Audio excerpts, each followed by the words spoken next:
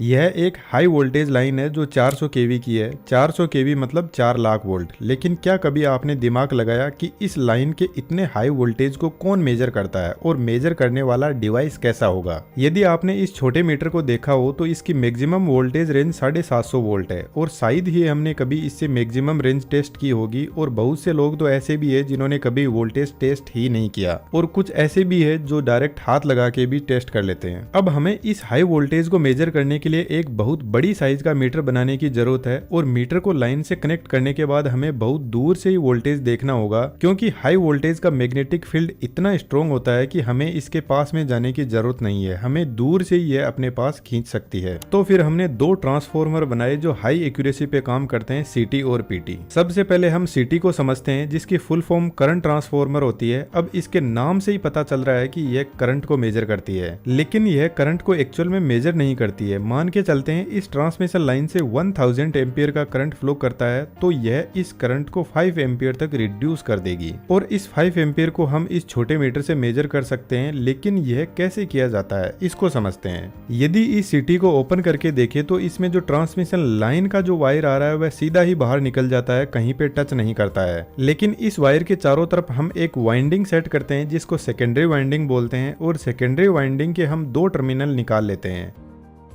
जिन पर हम current measure करेंगे। यहाँ पर यदि आप ध्यान से देखोगे तो प्राइमरी वाइंडिंग का काम यह मेन वायर ही करता है। अब यह वायर अपने आसपास में एक मैग्नेटिक फील्ड जनरेट करता है और यही मैग्नेटिक फील्ड सेकेंडरी वाइंडिंग तक पहुंचता है और सेकेंडरी वाइंडिंग में भी करंट फ्लो होने लगता है। लेकिन सेकेंडरी वाइंडिंग में बहुत सारे टर्न्स होते हैं जो करंट को 5 एम्पियर तक रिड्यूस कर देते हैं। लेकिन हम वोल्टेज को कैसे भूल सकते हैं? यदि करंट कम होता है तो वोल्टेज बढ़ जाता है। अब कितना वोल्टेज बढ़ता है वह आप खुद ही देख लो। एक छोटी सी इक्वेशन है जो आप देख पा रहे हो। अब यह इक्वेशन कैसे बनी इसके लिए आपको इंजीनियरिंग करनी होगी, लेकिन इसको हम सिंपल वर्ड्स में समझते हैं जो बहुत ही गजब की इक्वेशन है। यहाँ n मतलब नंबर ऑफ टर्न्स है। अब n1 मतलब प्राइमरी वाइंडिंग और n2 मतलब सेकेंडरी वाइंडिंग के टर्न। इसी तरीके से वोल्टेज और करंट भी प्राइमरी और सेकेंडरी वाइंडिंग के हैं। सबसे पहले हम करंट फाइंड आउट करते हैं। मानकर चलते हैं सेकेंडरी वाइंडिंग के टर्न्स 200 है और प्राइमरी वाइंडिंग में तो एक ही टर्न है, तो यह टर्न सीटी की मैन्युफैक्चरिंग के टाइम पर ही फिक्स कर देते हैं। और मान के चलते हैं यह हाई वोल्टेज लाइन है तो इसमें 1000 एम्पियर का करंट फ्लो कर रहा है। अब यदि हमें सेकेंडरी वाइंडिंग का करंट पता करते हैं तो हमें 5 एम्पियर का करंट मिल जाएगा। लेकिन अब वोल्टेज का भी पता करते हैं। प्राइमरी और सेकेंडरी वाइंडिंग में टर्न तो फिक्स है और मान के चलते हैं यह 400 केवी की लाइन है तो प्राइमरी वाइंडिंग का वोल्टेज 400 किलोवोल्ट हो जाएगा और सेकेंडरी वाइंडिंग का अब वोल्टेज हम निकालते हैं तो हमें मिलता है 8 करोड़ वोल्टेज, जो हमारी पूरी तरीके से बैंड बजाने के लिए सफिशिएंट है। तो करंट ट्रांसफॉर्मर की यह एक सबसे बड़ी प्रॉब्लम है। तो इसे सोल्व करने के लिए हम क्या करते हैं, इसकी जो सेकेंडरी वाइंडिंग के जो दो टर्मिनल है इसके ऊपर हम एक एमीटर लगाते हैं जो करंट को मेजर करता है। अब हम वोल्टेज निकालते हैं। 5 एम्पियर का करंट इस मीटर से फ्लो करेगा और इस मीटर का कुछ ना कुछ रेजिस्टेंस भी होगा। मान लेते हैं 1 ओम का रेजिस्टेंस है। अब ओम का नियम कहता है voltage is equal to current into resistance होता है। वोल्टेज हमें निकालना है, करंट 5 एम्पियर है, रेजिस्टेंस 1 ओम है तो वोल्टेज हमें मिल जाएगा 5 वोल्ट। तो यह कैसे हुआ? अभी तो हमें 8 करोड़ वोल्टेज मिला था। यदि करंट ट्रांसफॉर्मर के सेकेंडरी साइड में हम कोई भी लोड कनेक्ट नहीं करते हैं तो यह दोनों टर्मिनल ओपन रहेंगे और इनके बीच का जो रेजिस्टेंस है वह इनफाइनाइट होगा। तो यहाँ पर हाई वोल्टेज अपीयर होगा। लेकिन जैसे ही हम लोड कनेक्ट कर देते हैं तो एमीटर हमारा एक लोड की तरह काम कर रहा है, तो फिर यहाँ पर करंट भी फ्लो करने लग जाएगा और रेजिस्टेंस भी मिल जाएगा और हमारा वोल्टेज लिमिट में आ जाएगा। तो इस बात का हमेशा ध्यान रखा जाता है कि सीटी की जो सेकेंडरी साइड है उस पर हमेशा कुछ ना कुछ लोड होना जरूरी है। यदि उस पर लोड नहीं रहा तो सब कुछ तबाह कर सकती है ये। अब सीटी में जो वाइंडिंग होती है उसको प्रॉपर इंसुलेशन और कूलिंग प्रोवाइड करवाने के लिए यहाँ पर ऊपर की तरफ ऑयल भरा रहता है। कौन सा ऑयल भरा रहता है यहाँ पे कमेंट बॉक्स में जरूर से लिखना, मैंने पहले भी कई बार बताया है। अब हमें यहाँ मीटर में 5 एम्पियर का करंट दिखाई दे रहा है तो हाई वोल्टेज साइड में कितना करंट फ्लो कर रहा है इसी फॉर्मूले की हेल्प से हम पता कर लेते हैं। अब तीनों फेज के लिए अलग अलग 3 सीटी लगे रहते हैं और वह इसलिए क्योंकि जब भी 3 फेज अनबैलेंस हो तो हमें तीनों फेज के करंट की अलग अलग इन्फॉर्मेशन पता लग सके।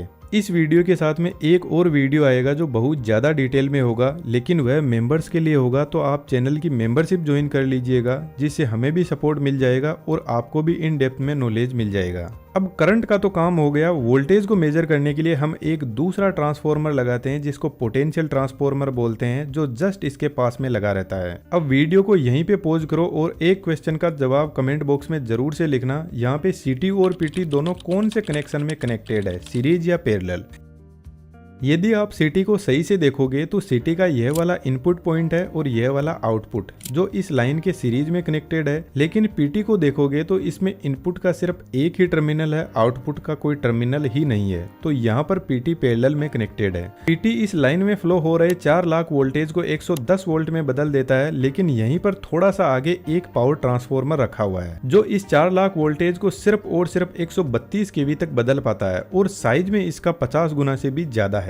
काम दोनों ऑलमोस्ट सेम टू सेम तरीके से करते हैं, लेकिन पावर ट्रांसफॉर्मर के नाम से ही पता चल रहा है कि यह हाई पावर को हैंडल करता है, जबकि पोटेंशियल ट्रांसफॉर्मर हाई एक्यूरेसी पे काम करता है। यदि आपको और सिंपल लैंग्वेज में समझाऊं तो जैसे कोई बाइक है, यह भी 100 की स्पीड से चल सकती है और कई किलोमीटर तक जा सकती है, लेकिन ट्रेन भी 100 की स्पीड में चलती है और हाई लोड को उठा सकती है। अब काम दोनों सेम ही तरीके से करते हैं। पीटी की डिजाइन की बात करें तो इसकी वाइंडिंग नीचे की तरफ होती है इस टैंक में जहां पर ऑयल भरा रहता है। यह प्राइमरी वाइंडिंग होती है जिसको आयरन की कोर पर कुछ ऐसे सेट किया जाता है जिसकी एक साइड को हाई वोल्टेज से कनेक्ट किया जाता है और इस वाइंडिंग की दूसरी साइड को ग्राउंड से कनेक्ट किया जाता है जो फेज वोल्टेज को मेजर करती है।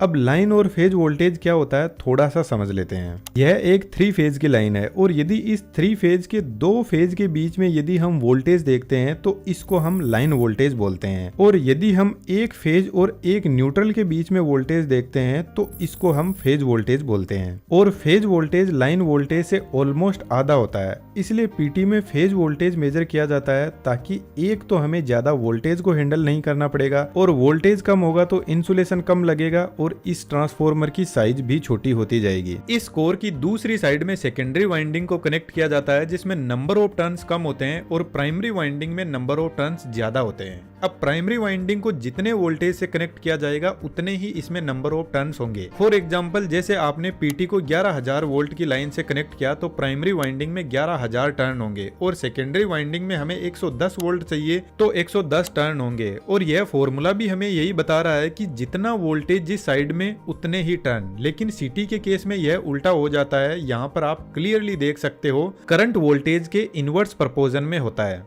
अब जैसे ही प्राइमरी वाइंडिंग में सप्लाई दी जाती है तो यहाँ पर मैग्नेटिक फील्ड जनरेट होगा, यही मैग्नेटिक फील्ड सेकेंडरी वाइंडिंग तक पहुंचेगी और सेकेंडरी वाइंडिंग में भी वोल्टेज इंड्यूस होगा और सेकेंडरी वाइंडिंग में हमें 110 वोल्ट मिलेगा जो हम मीटर लगा के आसानी से चेक कर लेते हैं। पीटी की वर्किंग आप इस पावर ट्रांसफॉर्मर वाले वीडियो से समझ सकते हो जो ऑलमोस्ट सेम है। अब सीटी और पीटी का काम वोल्टेज और करंट को कम करके हमें रीडिंग दिखाना नहीं है, बल्कि जब हाई वोल्टेज लाइन में कोई फॉल्ट आता है तो हाई वोल्टेज और करंट इस लाइन से फ्लो करेंगे और सेम करंट और वोल्टेज पीटी से भी फ्लो करेगा, तो इनके साथ में रिले लगी रहती है जो इस एक्स्ट्रा हाई वोल्टेज और करंट को डिटेक्ट करती है। इसलिए सीटी और पीटी के आउटपुट साइड में मल्टीपल पॉइंट निकलते हैं जिसमें से कुछ करंट को मेजर करने के काम आते हैं, कुछ फॉल्ट को डिटेक्ट करने के काम आते हैं। इसलिए इनको मेजरिंग डिवाइस बोलते हैं जो हाई वोल्टेज लाइन और यहाँ पर लगे जितने भी इक्विपमेंट्स हैं उनको फॉल्ट से बचाते हैं। मेरे ख्याल से आपको बहुत कुछ सीखने को मिला होगा। यदि आप भी इस टाइप का 3D एनिमेशन सीखने में इंटरेस्टेड हो तो हमारे बेहतरीन 3D एनिमेशन के कोर्स को ज्वाइन कर सकते हो, जहां पर आपको बहुत कुछ सीखने को मिलेगा। डिटेल्स डिस्क्रिप्शन में अवेलेबल है। वीडियो आपको कैसा लगा जरूर से कमेंट बॉक्स में बताना। Thank you.